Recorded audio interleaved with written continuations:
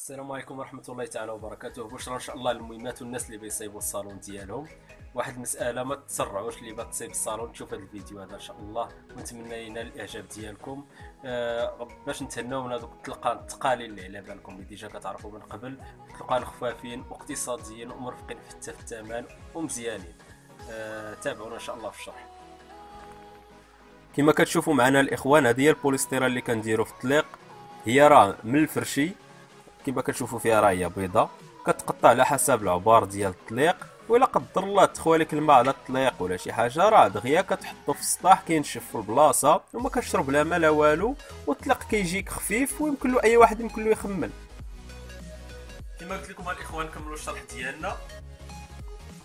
هادو هما الطلقه اللي قلت لكم عليهم. من ناحيه الخفاره خفافين، هز وخمل كما بغيتي، اي واحد يمكن له يخمل. من هاد ناحيه الخفاره كاينه، وكما قلت لكم راه فيه بوليستيرا من الداخل. البوليستيرا راه كيما شفتوها كنقطعوها على حساب العبار ديال الطليق اللي يطلب لينا الكليان.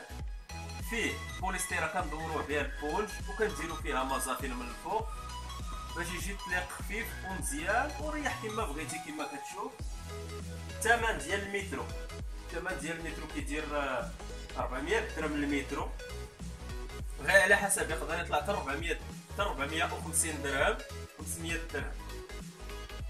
المهم هذا الا ما عندك سداري كدير فيه 40 ديال العلو على 70 راه ديما كتكون، و40 ديال العلو الا ما عندك سداري.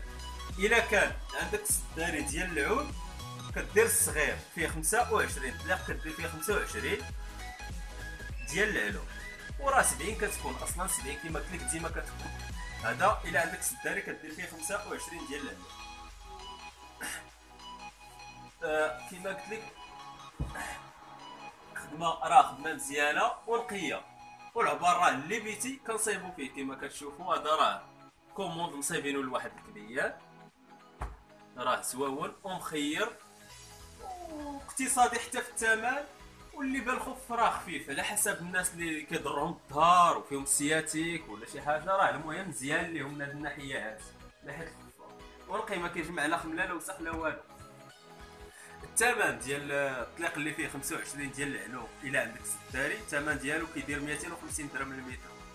قلنا كاين ب 400 درهم اللي فيه 40 ديال العلو، واللي فيه 25 ديال العلو كيدير 250 درهم. والسلام عليكم ورحمه الله تعالى وبركاته. وشاركوا في القناه وديروا لايك الى عجبكم الفيديو، ونتمنوا ان شاء الله الى بان شي جديد انا معكم ان شاء الله غادي نشاركوا معكم. ساعتكم مبروك.